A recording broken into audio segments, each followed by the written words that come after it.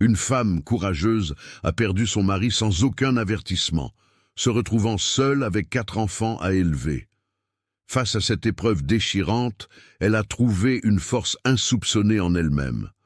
Personne n'aurait pu imaginer ce qui allait se passer ensuite, une histoire de dépassement et d'espoir qui touchera votre cœur. Bon retour, laissez un like sur la vidéo, abonnez-vous à la chaîne et profitez de l'histoire. La pluie battait contre les vitres de la maison de Nadine Moreau ce mardi matin, comme si le ciel lui-même pleurait ce qu'elle ignorait encore. Dans leur charmante demeure au bord de la mer à Biarritz, tout semblait normal.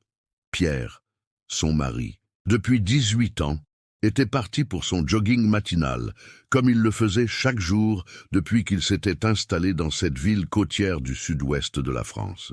Nadine préparait le petit déjeuner pour leurs 4 enfants, les jumeaux Martin et Mathieu, 16 ans, Sophie, 12 ans, et Thomas, 8 ans.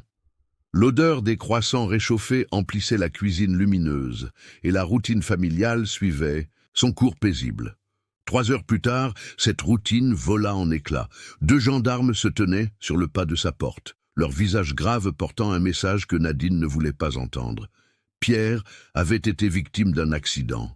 Un chauffeur, distrait par son téléphone portable, avait perdu le contrôle de son véhicule sur la promenade du bord de mer. Pierre était mort sur le coup. Les mots résonnaient dans la tête de Nadine comme un écho lointain, incompréhensible. Comment était-ce possible ? Ils avaient parlé de leur projet de vacances pour l'été juste la veille. Pierre lui avait souri en l'embrassant ce matin même, avant de partir. Et maintenant, il n'existait plus. Les jours qui suivirent se déroulèrent dans un brouillard épais de chagrin. Nadine se tenait dans son salon, entourée de cartes de condoléances et de plats préparés par des voisins bien intentionnés. Les enfants réagissaient chacun à leur façon. Martin, d'ordinaire si calme, était devenu irritable et colérique. Mathieu, habituellement le plus expressif des deux, s'était replié sur lui-même, passant des heures enfermé dans sa chambre. Sophie développait une anxiété grandissante, suivant Nadine partout dans la maison, comme si elle craignait qu'elle, aussi, ne disparaisse soudainement. Quant au petit Thomas, il continuait de demander quand papa rentrerait à la maison, incapable de comprendre la permanence de la mort. Lorsque le brouillard du chagrin commença à se dissiper, la réalité frappa Nadine de plein fouet. En tant que comptable à temps partiel pour une petite entreprise locale, ses revenus ne suffiraient jamais à maintenir leur niveau de vie. Et cette réalité fut encore plus dure à accepter lorsqu'elle découvrit que l'assurance vie de Pierre avait expiré 3 mois auparavant. Une simple lettre de rappel perdue dans le chaos du quotidien, et maintenant leur sécurité financière s'écroulait. La banque lui avait déjà envoyé un premier avis. Elle avait 90 jours pour trouver une solution avant que la procédure de saisie de leur maison ne soit engagée. Cette nuit-là, après avoir bordé les enfants, Nadine s'assit seule sur la terrasse qui donnait sur l'océan. L'immensité sombre de l'Atlantique reflétait le vide qui s'était creusé dans sa vie.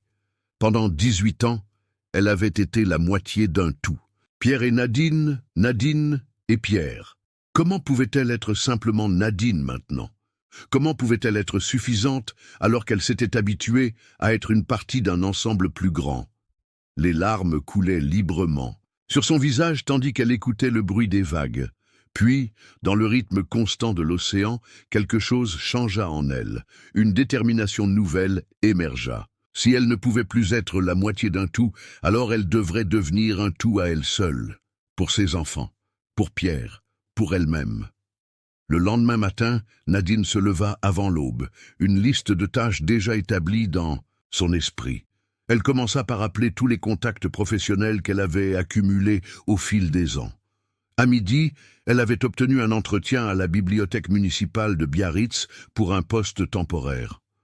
L'après-midi même, elle s'inscrivait à des cours en ligne pour approfondir ses connaissances en comptabilité. Lorsque les enfants rentrèrent de l'école, ils trouvèrent leur mère différente, pas moins triste mais plus déterminée. Cette nuit-là, elle réunit tout le monde dans le salon. La vie que nous connaissions a changé, dit-elle, sa voix tremblant légèrement malgré sa résolution. Papa nous manquera toujours, mais nous sommes toujours une famille, et ensemble, nous allons traverser cette épreuve. J'ai besoin de votre aide, de votre patience et de votre courage. » Ce soir-là, ils pleurèrent ensemble, mais pour la première fois depuis la tragédie, leurs larmes étaient mêlées d'une lueur d'espoir. La bibliothèque municipale était un bâtiment élégant datant de la Belle Époque, situé non loin de la grande plage. Nadine y fut accueillie par Madame Rousseau, la directrice, une femme aux cheveux argentés et au regard pénétrant. « J'ai perdu mon mari il y a 30 ans. » confia-t-elle à Nadine après l'entretien. « J'avais 3 enfants et pas la moindre idée de comment j'allais m'en sortir. Pourtant, nous y sommes arrivés. Vous y arriverez aussi. » Ces mots, prononcés avec une conviction tranquille née de l'expérience, touchèrent Nadine plus profondément que toutes les condoléances qu'elle avait reçues. Ce n'était pas de la sympathie, c'était une promesse que la survie était possible. Madame Rousseau devint rapidement plus qu'une patronne pour Nadine. Elle devint une mentor, une confidente, partageant avec elle non seulement des conseils pratiques, mais aussi cette sagesse qui ne s'acquiert qu'à travers les épreuves surmontées. Sous sa tutelle, Nadine apprit à gérer son temps entre son nouveau travail, ses études et ses 4 enfants, chacun ayant des besoins émotionnels différents et urgents. Si tu aimes l'histoire, tape 5 dans les commentaires et abonne-toi pour plus de vidéos comme celle-ci. Sinon, tape 0. Cela m'aide à créer un contenu encore meilleur pour toi. On continue. Les premières semaines furent éprouvantes. Martin commença à sécher les cours, rentrant tard le soir avec une odeur de cigarette imprégnée dans ses vêtements. Mathieu, autrefois brillant élève, vit ses notes chuter drastiquement. Sophie refusait catégoriquement de laisser Nadine hors de sa vue, au point de faire des crises de panique lorsqu'elle devait aller à l'école. Quant à Thomas, son innocence même était à la fois une bénédiction et une malédiction. « Quand papa va revenir pour voir mon dessin ?» demandait-il, régulièrement, brisant le cœur de Nadine à chaque fois. Un soir, alors que Nadine tentait désespérément de faire ses devoirs de comptabilité, tout en préparant le dîner, le téléphone sonna. C'était la police. Martin avait été pris en train de voler dans une boutique du centre-ville. Le cœur lourd, elle s'y rendit, s'attendant au pire. Mais ce qu'elle découvrit la laissa sans voix. Ce que Martin avait essayé de voler, c'était de la nourriture. Pas de l'alcool, pas des cigarettes, mais des provisions de base. « Je voulais juste aider », murmura-t-il, les yeux baissés de honte. « J'ai entendu ce que tu as dit à Madame Rousseau, sur les factures. Cette nuit-là, après que les policiers eurent accepté de ne pas porter plainte grâce à l'intervention du propriétaire compatissant, Nadine prit une décision. Au lieu de punir Martin, elle rassembla tous les enfants autour de la table de la cuisine et étala devant eux toutes les factures, tous les relevés bancaires. « Voici notre situation, » dit-elle simplement. « Je ne vous cacherai rien. Nous sommes une famille et nous affronterons cela ensemble. » Ce geste de transparence transforma leur dynamique familiale. Les jumeaux proposèrent de chercher des petits boulots après l'école. Sophie suggéra des façons d'économiser sur les courses alimentaires. Même Thomas offrit sa tirelire, un geste qui fit pleurer Nadine de gratitude. Ce soir-là, ils élaborèrent ensemble un budget familial, adaptant leur mode de vie à leur nouvelle réalité économique. Ce n'était pas facile, mais pour la première fois depuis la mort de Pierre, ils fonctionnaient à nouveau comme une unité. Le festival des lanternes de Biarritz, une tradition locale où les habitants lancent des lanternes flottantes dans l'océan en mémoire des êtres chers disparus, devint un moment crucial dans leur processus de deuil. Nadine et les enfants créèrent ensemble une lanterne pour Pierre, y inscrivant des messages personnels et y attachant une photo de leurs dernières vacances en famille. « Papa aurait adoré ça », dit Mathieu, rompant son silence pour la première fois en semaine, alors qu'il regardait la petite lumière dériver sur les vagues sombres, rejoignant des centaines d'autres dans un spectacle lumineux d'une beauté poignante. Mais même alors que la famille commençait à trouver un nouvel équilibre, les défis continuaient de s'accumuler. Le principal du lycée des jumeaux convoqua Nadine pour lui suggérer de séparer Martin et Mathieu dans des classes différentes, citant des problèmes comportementaux. Nadine, sentant instinctivement que cette séparation ne ferait qu'aggraver leur situation, défendit fermement leur besoin de stabilité. Elle accepta toutefois qu'ils suivent des séances de conseil, une décision qui s'avérerait cruciale lorsque quelques semaines plus tard, Mathieu confierait au conseiller avoir eu des pensées suicidaires. Cette révélation secoua Nadine jusqu'au plus profond de son être. L'idée même qu'elle aurait pu perdre un autre membre de sa famille était insupportable. Avec l'aide du conseiller, elle apprit à reconnaître les signes de dépression chez son fils et à créer un environnement où il se sentait suffisamment en sécurité pour exprimer ses sentiments les plus sombres. Les séances de thérapie familiale devinrent une partie intégrante de leur routine hebdomadaire, un espace sacré où chacun pouvait partager ses craintes et ses espoirs sans jugement. Que va-t-il advenir de cette famille brisée par le deuil? Les efforts de Nadine suffiront-ils à maintenir leur foyer à flot face aux défis financiers qui s'accumulent? Le prochain chapitre de leur histoire pourrait bien tout changer. Pendant ce temps, les compétences professionnelles de Nadine s'affinaient. Ses cours en ligne et son expérience à la bibliothèque lui donnaient une nouvelle confiance en ses capacités. 3 mois après avoir commencé son emploi temporaire, elle eut une idée audacieuse. Le garage de leur maison, qui servait principalement de débarras depuis qu'ils avaient emménagé, pourrait être transformé en petit bureau comptable. Avec l'aide de Martin et Mathieu, elle passa un week-end entier à le vider, le nettoyer et l'aménager. « Tu crois vraiment que ça va marcher ?» demanda Martin sceptique, alors qu'ils installaient un bureau récupéré à l'Emmaüs local. « Honnêtement, je n'en sais rien, » répondit Nadine avec un sourire fatigué. « Mais nous devons essayer. C'est tout ce que nous pouvons faire maintenant. Essayer. » Grâce au contact de Madame Rousseau, Nadine obtint 3 petites entreprises locales comme premier client pour son service de comptabilité à domicile. Les heures étaient longues. Entre son travail à la bibliothèque, ses études et maintenant son cabinet naissant, mais chaque euro gagné les rapprochait de la sécurité financière. Sophie, toujours anxieuse quand sa mère était hors de sa vue, devint sa assistante junior, s'occupant de classer les documents après l'école. Ce rôle lui donna un sentiment d'importance et de contribution qui, progressivement, commença à atténuer son anxiété.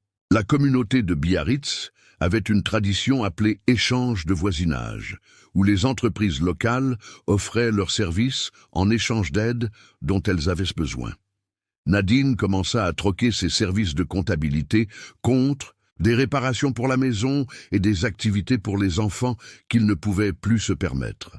Thomas put ainsi continuer ses cours de natation, tandis que Sophie découvrit la photographie grâce à un artiste local qui avait besoin d'aide pour organiser ses finances. Mais tous les problèmes ne pouvaient pas être résolus aussi facilement. 8 mois après la mort de Pierre, la maîtresse de Thomas contacta Nadine pour signaler un comportement préoccupant. Son fils, autrefois enjoué et sociable, était devenu renfermé. Ses notes chutaient et il avait commencé à inventer des excuses pour ne pas aller à l'école. En enquêtant davantage, Nadine découvrit qu'il était victime de harcèlement à cause de l'absence de son père. « Les autres garçons disent que je suis bizarre parce que je n'ai pas de papa », confia Thomas en pleurant lorsqu'elle le confronta, gentiment. « Ils disent que c'est ma faute s'il est parti. » Le cœur brisé mais déterminé, Nadine résista à l'envie de confronter immédiatement l'école. À la place, elle inscrivit Thomas à un programme de théâtre communautaire. Souvenant comment Pierre disait toujours que leur fils cadet avait un don pour raconter des histoires. Dans cet environnement bienveillant, Thomas trouva sa voie. 6 semaines plus tard, lors d'un spectacle auquel assistaient plusieurs de ses camarades de classe et leurs parents, il présenta un monologue poignant sur son père. Il n'y avait pas un œil sec dans la salle, et la perception des autres enfants changea du tout au tout. Le harcèlement cessa, remplacé par une curiosité respectueuse envers ce petit garçon qui avait trouvé le courage de transformer sa douleur en art. Juste au moment où Nadine commençait à sentir qu'ils avaient trouvé un nouvel équilibre, un coup de tonnerre s'abattit sur leur fragile reconstruction. Un courrier recommandé l'informait que sa belle-mère, Madame Lambert, contestait la garde des enfants, affirmant qu'ils avaient besoin d'un foyer stable avec 2 parents. En Tissot-Sassin, l'occurrence, elle et son nouveau mari. Nadine n'avait jamais eu une relation facile avec la mère de Pierre, mais cette attaque légale la laissa stupéfaite. Comment pouvait-on tenter de lui arracher ses enfants alors qu'il commençait tout juste à se reconstruire? Cette menace eut cependant un effet inattendu. Elle souda la famille comme jamais auparavant. Les jumeaux, qui avaient finalement commencé à retrouver leur complicité d'autrefois, se mirent à rechercher des informations juridiques. Sophie, dont l'anxiété s'était considérablement améliorée, proposa de témoigner devant le juge. Et Thomas, avec sa nouvelle confiance acquise grâce au théâtre, suggéra qu'ils créent ensemble une présentation pour montrer au tribunal à quel point leur famille fonctionnait bien malgré les circonstances. « Elle ne peut pas nous séparer », déclara Martin avec une férocité qui rappelait douloureusement Pierre à Nadine. « Nous sommes les Moreau, on reste ensemble. » Alors que la date de l'audience approchait, Nadine travaillait jour et nuit, compilant des preuves de sa stabilité financière naissante, de l'adaptation positive des enfants et de tous les systèmes de soutien qu'elle avait mis en place. Chaque jour après l'école, les enfants contribuaient au dossier, ajoutant leurs propres témoignages et idées. Le petit bureau dans le garage devint leur quartier général, les murs couverts de notes et de photos documentant leur vie depuis la mort de Pierre. Mais sous sa détermination extérieure, Nadine était terrifiée. Et si elle n'était pas assez? Et si le juge décidait qu'une veuve qui jonglait entre 3 emplois ne pouvait pas offrir la stabilité que méritaient 4 enfants en plein développement? La nuit, ses doutes la rongeaient. Mais le matin, en voyant ses enfants rassemblés autour de la table du petit déjeuner, sa résolution revenait, plus forte encore. Madame Lambert, avec son grand manoir à Bordeaux et son nouveau mari fortuné, avait peut-être l'argent et l'influence, mais Nadine avait quelque chose de bien, un plus précieux, l'amour inconditionnel de ses enfants et une détermination inébranlable à préserver ce qui restait de leur famille. Ce que personne ne savait alors, c'était que la bataille juridique à venir allait révéler des secrets familiaux longtemps enfouis et changer à jamais le cours de leur existence. Juste au moment où la préparation pour la bataille juridique battait son plein, une catastrophe naturelle frappa Biarritz. Une tempête côtière d'une rare violence s'abattit sur la ville, provoquant des inondations significatives, particulièrement dans les quartiers proches de la mer. Le garage de Nadine, transformé en bureau, fut complètement inondé. Des semaines de travail, des documents importants, son ordinateur, tout était endommagé ou détruit. Debout dans l'eau jusqu'aux chevilles, contemplant les dégâts, Nadine sentit un moment de désespoir total l'envahir. C'était comme si l'univers lui-même s'acharnait contre elle. Puis elle entendit des voix à l'extérieur. En sortant, elle découvrit une scène qui la laissa sans voix. Une dizaine de personnes, des pêcheurs locaux, des commerçants, des voisins, même des clients, se tenaient là, bottes en caoutchouc aux pieds et seaux à la main. « On est venu aider », déclara simplement Marcel, un pêcheur dont elle avait récemment réorganisé la comptabilité. Ce qui suivit fut une démonstration extraordinaire de solidarité communautaire. Pendant que Nadine se rendait à l'audience, préliminaire pour la garde des enfants, la communauté de Biarritz se relayait pour vider, nettoyer et restaurer son bureau. Des collègues de la bibliothèque organisèrent une collecte pour remplacer son ordinateur.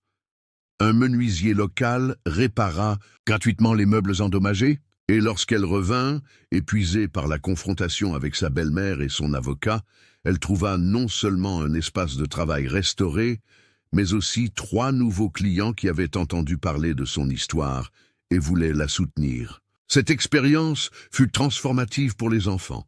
Voir tant de personnes se mobiliser pour aider leur mère leur montra la puissance des liens communautaires. Sophie, dont l'anxiété avait longtemps été centrée sur la peur de perdre sa mère comme elle avait perdu son père, commença à comprendre qu'il n'était pas seul.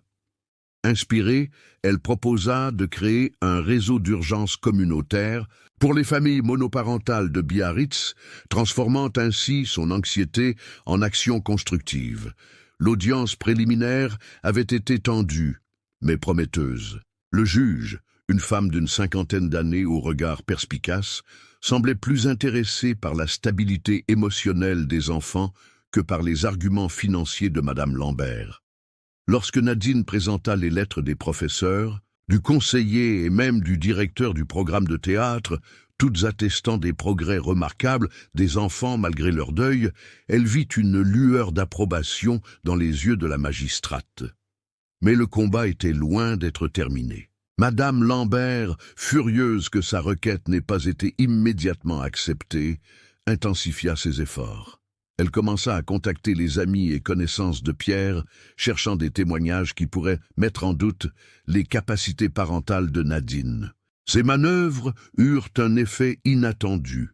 Elles poussèrent certains amis de Pierre, qui étaient restés en retrait par respect pour le deuil de la famille, à s'impliquer davantage dans leur vie. Jean-Marc, le meilleur ami de Pierre et parrain, de Martin, commença à passer régulièrement pour aider les garçons avec leurs devoirs et les emmener à des matchs de football. Claire, une collègue de Pierre devenue amie de la famille, proposa d'emmener Sophie à ses cours de piano lorsque Nadine travaillait tard.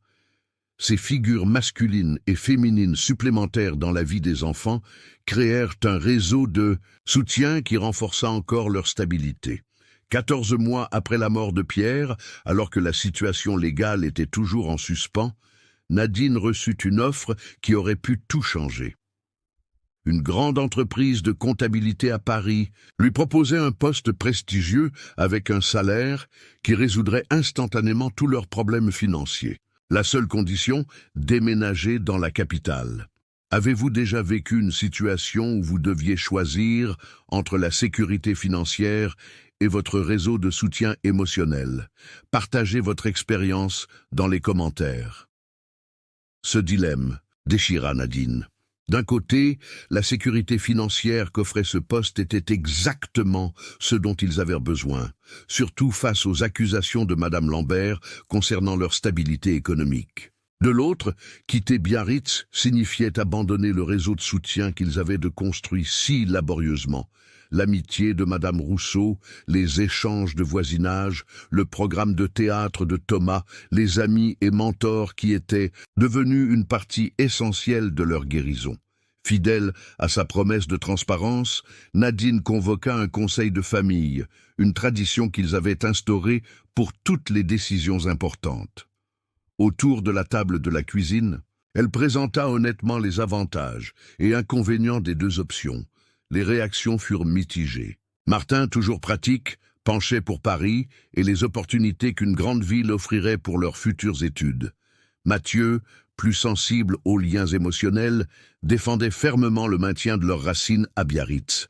Sophie, qui avait fait d'immenses progrès avec son anxiété, craignait qu'un déménagement ne déclenche une rechute. Quant à Thomas, sa seule préoccupation était que la famille reste unie, peu importe où. Après plusieurs heures de discussion, parfois houleuses, parfois émouvantes, ils arrivèrent à une solution créative. Nadine contre-proposerait un arrangement de travail à distance avec des déplacements occasionnels à Paris. Cela nécessiterait de longues journées et une organisation méticuleuse, mais permettrait de concilier opportunités professionnelles et stabilité émotionnelle. Le jour suivant, armée de cette décision familiale et d'un plan détaillé montrant comment elle pourrait accomplir le travail à distance, Nadine négocia avec l'entreprise parisienne. À sa grande surprise, ils acceptèrent, impressionnés par sa détermination et sa créativité face aux obstacles. Cette négociation réussie fut une leçon puissante pour les enfants. Il était possible de valoriser à la fois les besoins financiers et le bien-être émotionnel sans sacrifier l'un à l'autre. Au milieu de ces développements positifs, un nouveau défi émergea. Les jumeaux, maintenant en terminale, commencèrent à envisager leurs études universitaires. Martin rêvait d'étudier l'ingénierie à l'école polytechnique de Paris, tandis que Mathieu s'intéressait à la littérature à l'université de Bordeaux. Leur potentielle séparation, après avoir été inséparables toute leur vie, créa une tension palpable dans la maison. Comment la famille allait-elle naviguer cette nouvelle transition, potentiellement la plus difficile depuis la mort de Pierre? Pour Nadine, cette situation réveilla des craintes profondes. Depuis la mort de Pierre, elle s'était accrochée à l'idée que garder la famille unie était sa mission principale. L'idée que les jumeaux puissent prendre des chemins séparés semblait remettre en question tout ce pourquoi elle s'était battue. Mais une conversation nocturne avec Madame Rousseau lui fit voir les choses différemment. La vraie force d'une famille ne se mesure pas à sa proximité physique, lui dit la sage bibliothécaire, mais à la capacité de ses membres à s'épanouir individuellement tout en restant connectés émotionnellement. Ces paroles résonnèrent profondément en Nadine. N'était-ce pas exactement ce qu'elle avait essayé de faire depuis la mort de Pierre? Non pas préserver la famille telle qu'elle était avant, mais construire quelque chose de nouveau qui honorerait ce qu'ils avaient été tout en leur permettant d'évoluer. Cette réflexion l'amena à faciliter des conversations difficiles mais nécessaires entre les jumeaux sur l'indépendance et les obligations familiales, les aidant finalement à comprendre que suivre des chemins différents ne signifiait pas abandonner leur lien spécial. 17 mois après la tragédie, un événement inattendu changea la dynamique de leur conflit avec Madame Lambert. L'audience finale pour la garde approchait et les tensions étaient à leur comble. Puis un jour, la belle-mère de Nadine se présenta à leur porte, seule, sans son avocat. Son visage habituellement sévère semblait adouci par une émotion que Nadine n'y avait jamais vue. « J'ai assisté au spectacle de Thomas hier soir, » dit-elle simplement. « Je ne voulais pas que vous me voyiez, alors je me suis assise au fond. La façon dont il a parlé de Pierre et de toi, j'ai compris que je me trompais. » Ce qui suivit fut une conversation longue et douloureuse entre les deux femmes qui avaient aimé Pierre de façon différente, mais tout aussi profonde. Madame Lambert révéla qu'après la mort de son fils, sa douleur s'était transformée en une peur obsessionnelle de perdre également ses petits-enfants.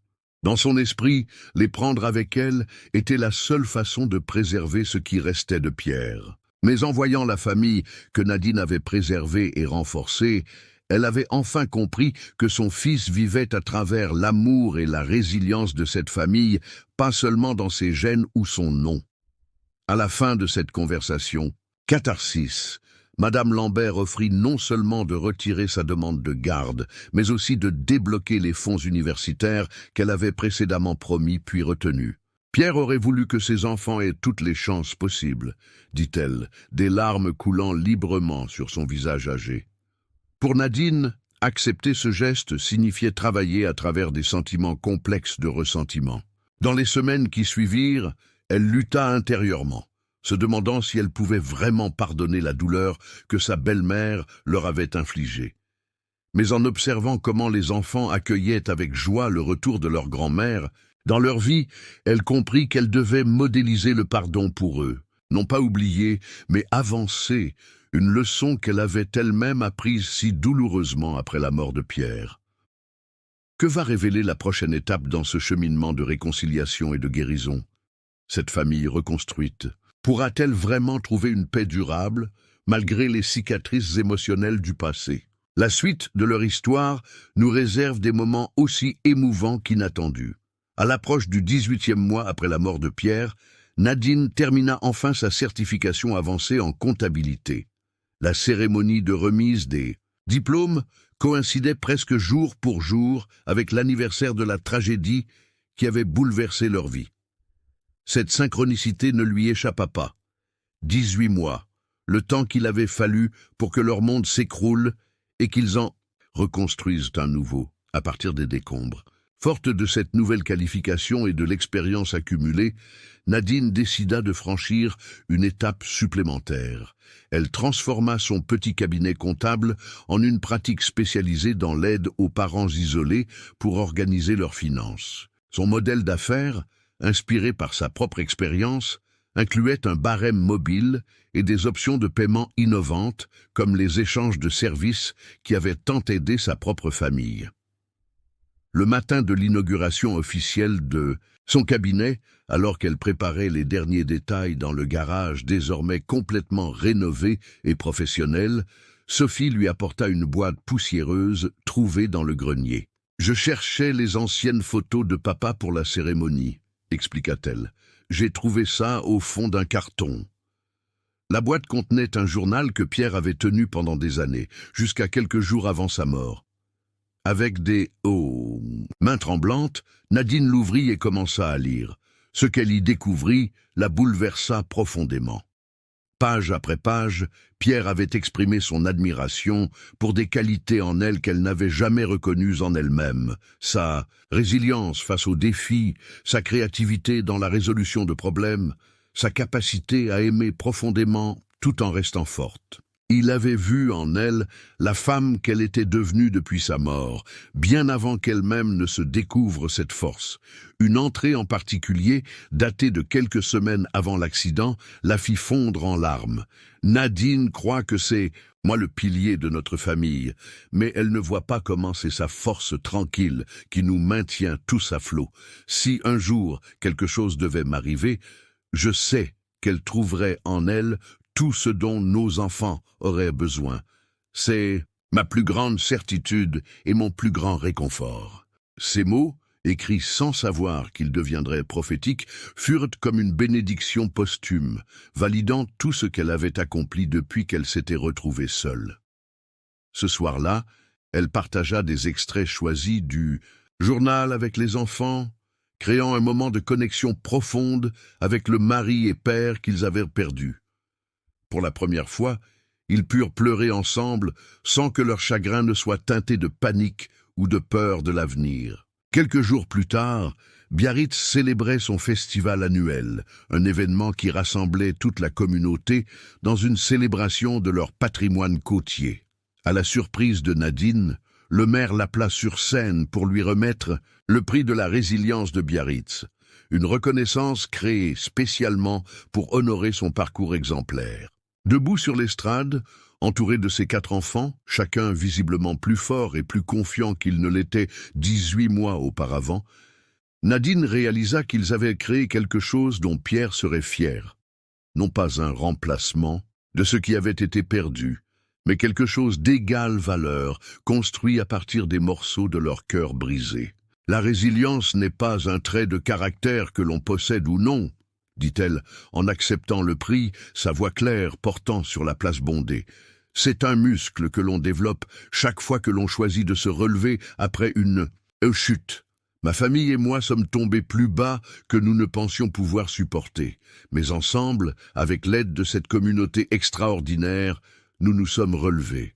Et en nous relevant, nous avons découvert des forces que nous ne soupçonnions pas. Son discours fut accueilli par une ovation debout, mais les applaudissements qui comptaient le plus pour elle venaient de 4 paires de mains.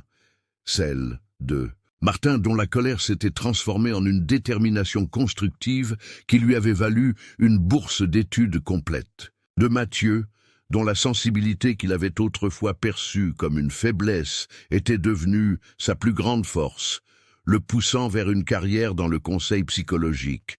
De Sophie, dont l'anxiété s'était métamorphosée en une empathie extraordinaire qui faisait d'elle le cœur émotionnel de leur famille. Et de Thomas, qui avait trouvé dans le théâtre non seulement une façon de traiter son chagrin, mais aussi un talent authentique qui promettait de briller pour les années à venir. En regardant ses enfants, Nadine vit que leur parcours de deuil n'était pas terminé. Il ne le serait jamais complètement. Pierre manquerait toujours aux moments importants de leur vie. Son absence serait toujours ressentie lors des anniversaires, des remises de diplômes et un jour des mariages. Mais elle comprenait maintenant que l'absence n'était pas un vide à remplir, mais un espace à honorer, tout en continuant à construire une vie pleine de sens autour de lui. Cette compréhension fut cristallisée lorsque, après la cérémonie, un groupe de femmes l'approcha timidement.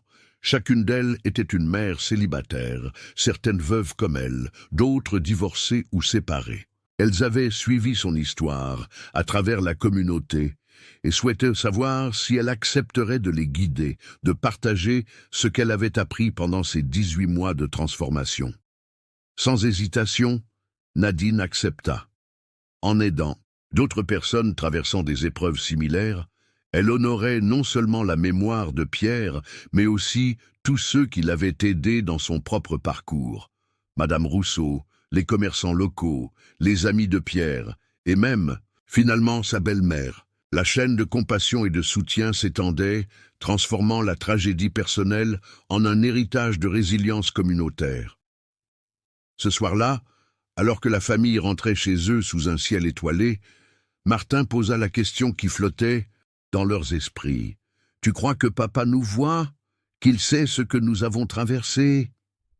Nadine regarda ses enfants, ces jeunes personnes qui avaient grandi de façon inimaginable face à l'adversité. « Je ne sais pas s'il peut nous voir, » répondit-elle doucement, « mais je sais qu'il vit en chacun de nous. Dans ton sens pratique, Martin, dans ta sensibilité, Mathieu, dans ton cœur empathique, Sophie, dans ta créativité, Thomas, et dans l'amour que nous continuons de partager en famille. » Et alors qu'ils marchaient sur la promenade, l'océan murmurant doucement à leur côté, Nadine se sentit pour la première fois depuis longtemps complètement en paix. Non pas parce que la douleur avait disparu, elle ne disparaîtrait jamais entièrement, mais parce qu'elle avait appris à porter cette douleur avec grâce, à la transformer en une force qui non seulement les avait sauvés, mais qui pourrait maintenant en aider d'autres. Leur histoire, qui avait commencé dans la tragédie, était devenue un témoignage de ce que l'on peut construire à partir des ruines du désespoir. Pas un retour à ce qui était, mais quelque chose de nouveau. Et à sa manière, tout aussi précieux. Une famille redéfinie, une résilience forgée dans l'adversité, un amour qui transcendait même la mort. Félicitations. Tape 9 dans les commentaires pour me montrer que tu es resté jusqu'à la fin avec moi. Merci d'avoir regardé, et à demain pour une nouvelle histoire sur cette même chaîne.